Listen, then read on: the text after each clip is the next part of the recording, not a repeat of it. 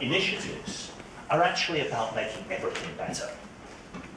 They're about greenness, they're about employment, they're about employability, they're about learning, they're about intergenerational contacts, they're about community cohesion, they're about... Okay, so how do you fund that? Okay, do you have a special cross-cutting fund called the Make Everything Better Fund? Okay, because actually, this is a real problem at policy level, because that's what you want. You know, in the end, but how do you form policy where actually it needs to include everything? Everything connects to everything else. Enablement. I think there's a question here. Your microphone is on. I basically have a question to Ms. Toledano, Laredo, and Ms. Paulas. We've seen in a lot of European countries that there is a rise of nationalism, there is a rise of national skepticism.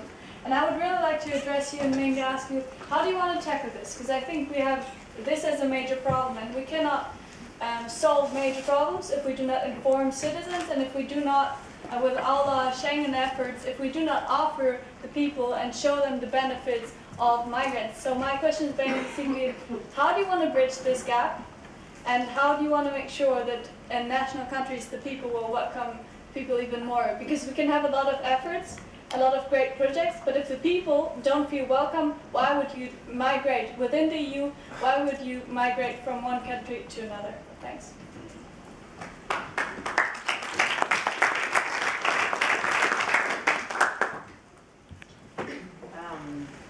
Well, yes, of course. I mean, what you say is that the increase of nationalism is a phenomenon that is also partly linked to the economic situation, where when poverty increases and exclusion increases and inequalities increase, clearly the situation becomes much more tense. And then we see the stereotypes and the stigmatization coming up more than before. In our work, we obviously have a constant dialogue with the member states on these issues as well. We also push for certain legislation to be adopted in the member states. We push for certain funding to be promoting against this type of phenomena.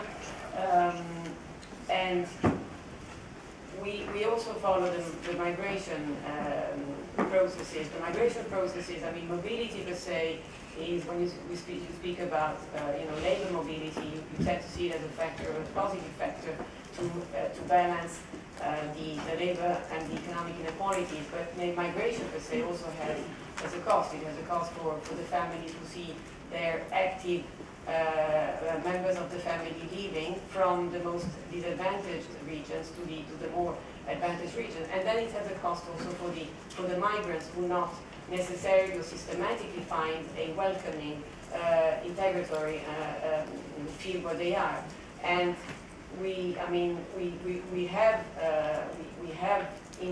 pushing member states to try and have to adapt their policies to make integration better. It's social inclusion as well.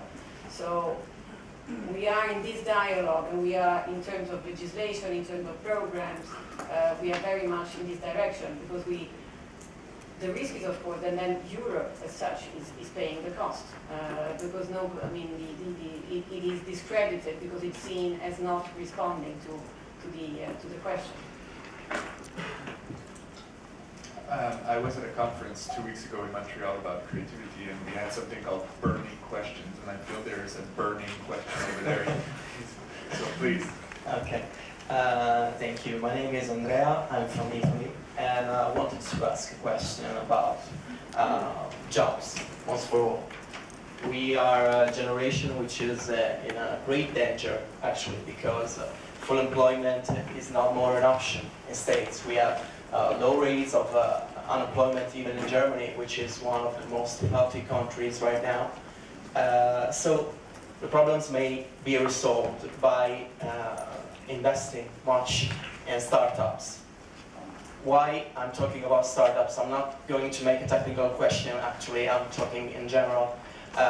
President Obama has just released an act called Jobs, which was very important to sell a goal some milestones for producing policies for startups. Why I'm saying so? I'm saying so because a report from the Commission of 3 months ago said it's not only Italy in which 85% of the economy is composed by small and medium companies. It's also in all Europe. Yes, we have giants, but most of our economy is made by small and medium businesses. And most of them now are started by young people, which prefer to be more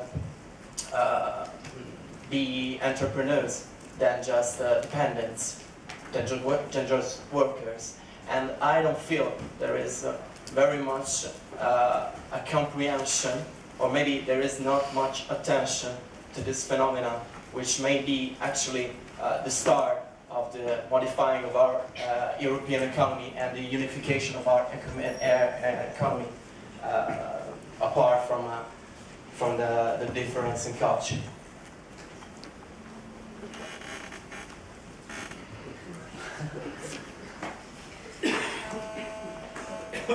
Well, I think the attention is there. If I look at my angle from DG Employment, we definitely have this attention very much. Not only in support of the startup, but also in terms of the resilience of the small and medium-sized enterprises to the crisis.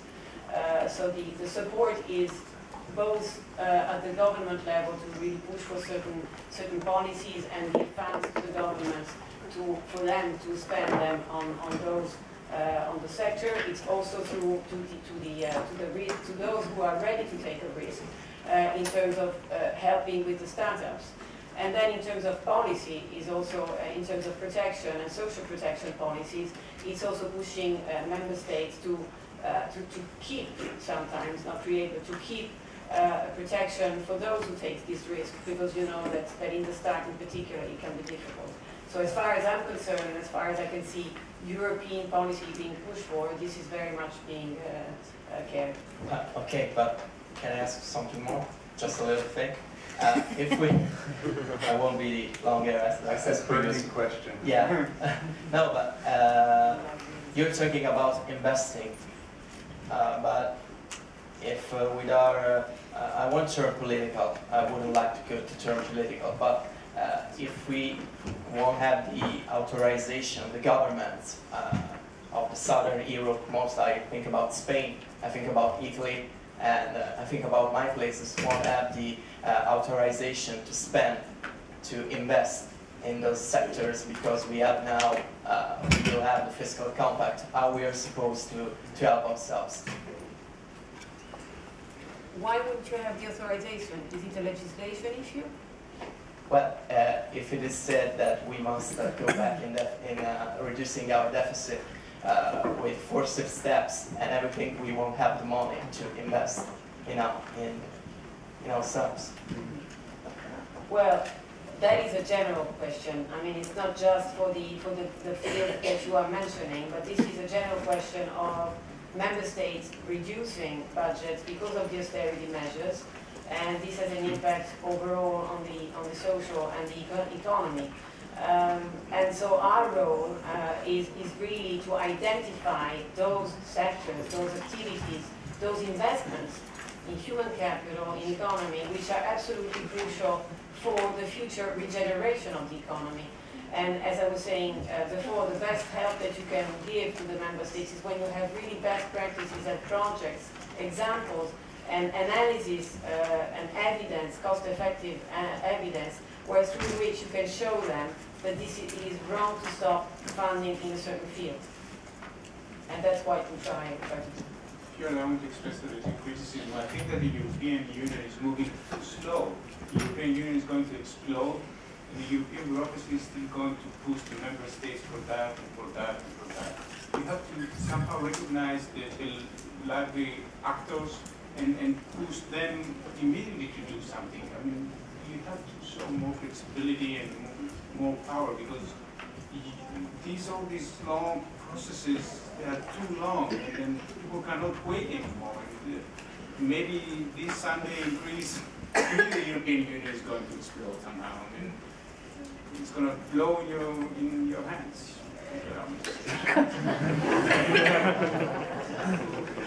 Hey, but I don't think the European Union is going to explode, because I think it's a great project, and I think that Europe has gone through very big dramas in the past, and I'm sure that we will get through the situation at some point. And I think it is, as I said, it is a complex project. We are a bureaucracy. I mean, the European institutions are a bureaucracy. We are not, within a bureaucracy, we have, for instance, the ECHO office, which intervenes in case of disaster, if there has been an earthquake or a tsunami, and then, of course, you cannot allow yourself not to intervene. And they do, and they're very efficient. But for the rest, we are a bureaucracy. I mean, it's a fact. So it is a big machine that takes time. And of course, we have actions that allow, that target individuals or startups, but then we have actions that target the government and the policy. And the policy making is also a slow process. Secondly, we don't always have the solution. We don't always have what they call in French, la science infuse. And I think we are going through a transition process where we don't have the solution. We have a lot of problems around the table. We know that there's not money necessarily, but also we know that money is also there where we can't get it because of tax evasion. For instance, in the jobs, we were speaking about waste. How, in Germany that you have so much waste of food, or we have so much waste of empty houses. There is an issue with the channeling. When last winter, when we had so many people who died because they were homeless, why there were so many empty houses and so many people ready to help, there is a failure in the system, in the channeling, in the distribution. So these are things that we of course, we would need to react to. We would like to react to much faster. But we are in a transition phase where things are changing. I mean, before, you would study medicine, you would become a doctor, and you would think that you would stay a doctor until your pension, and then you would benefit from your pension. Today, the society is changing, and we are going towards a change where you yourself are not sure anymore if you're going to stay the same for life, because you don't have so much the security of the job. It's increasingly the temporary jobs. And temporary jobs are not necessarily a bad thing, because it forces you to also be innovative. But of course they are a bad thing when you realize that in-work poverty is increasing. So you realize that people who do have a job, which in the past would secure their own economic level, actually find themselves in poverty.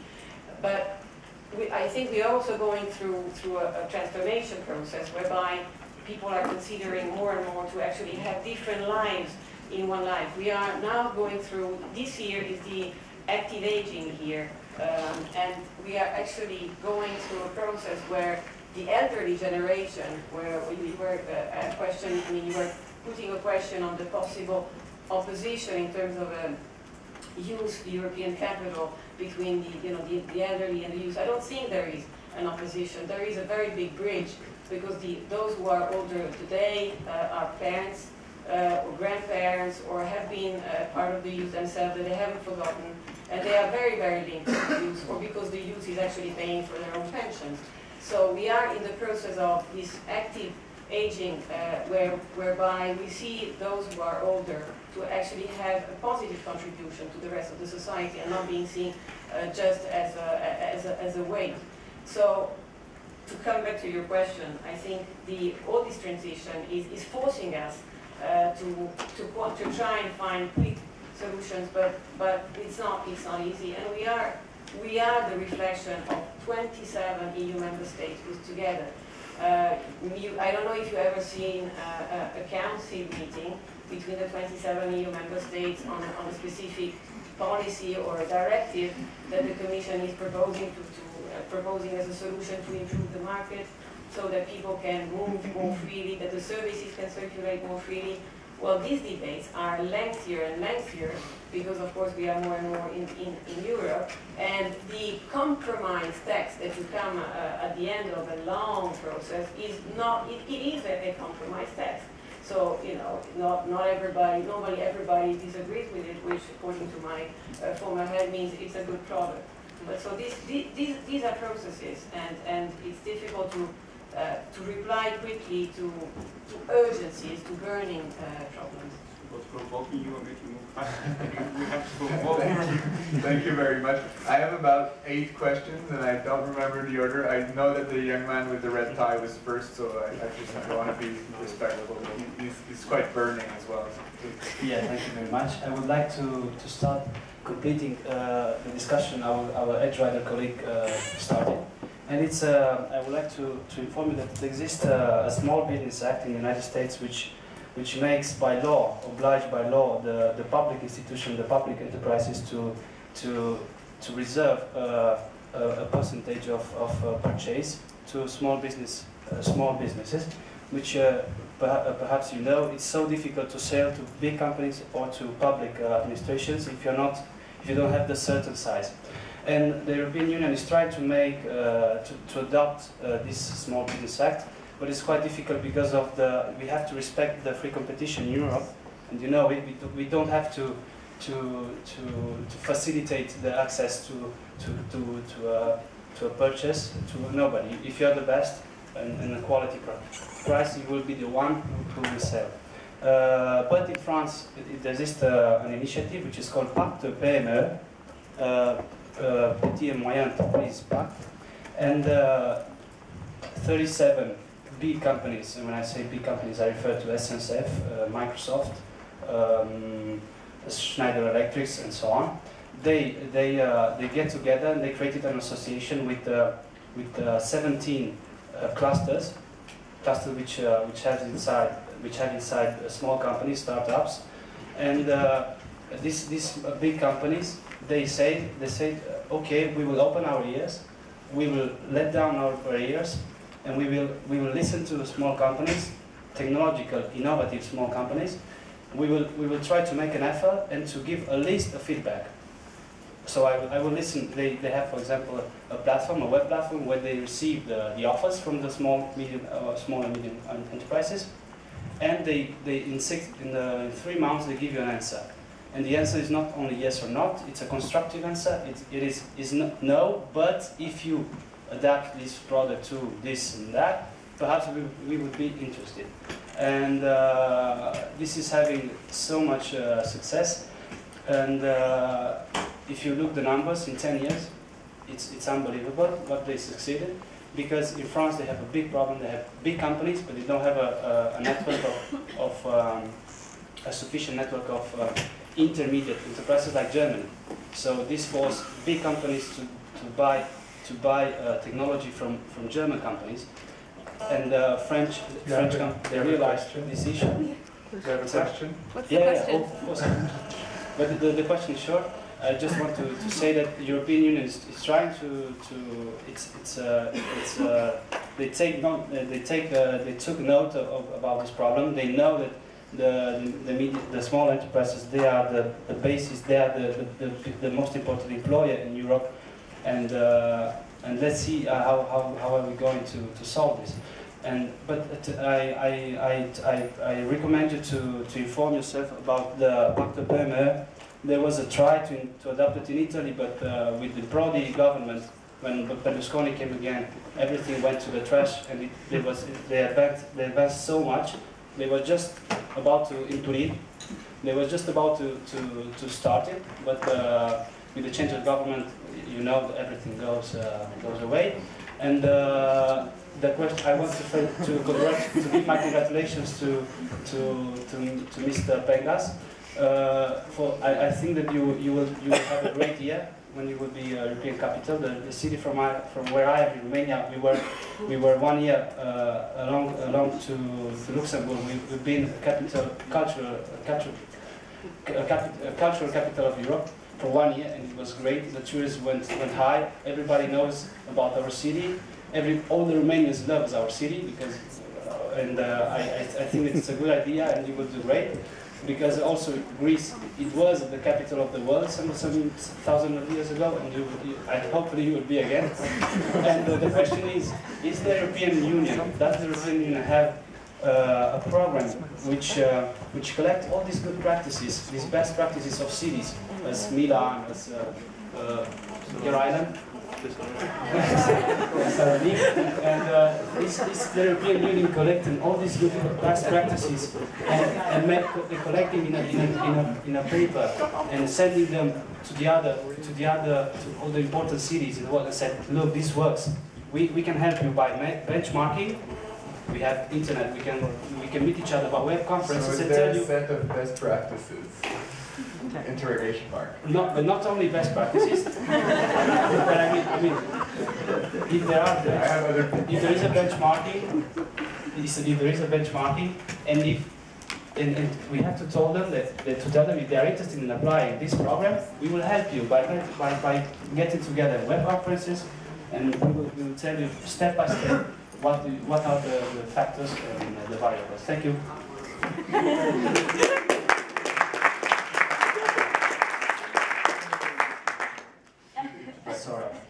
Sorry. Briefly. Very briefly, I think this would be in the remit of my colleagues in the Director General for Education and Culture, but I'm not sure because I mean, you know, very humbly, I do not know all the activities of the Commission. I'm sure there is something about the European cities, possibly about the best practices, but there must be a site somewhere. So I will go back to my colleague and ask. And again, if you want to record the replies on the Edgeryders website, then we can read that. I'm sure Nadia is taking everything down. Just for information, because I know I don't want to. There's a Creative Cities Network that's built by UNESCO, so you might want to look that way. I know the man. Do it out there. The young man with the white shirt had a, I'm sorry guys, I know where you are, and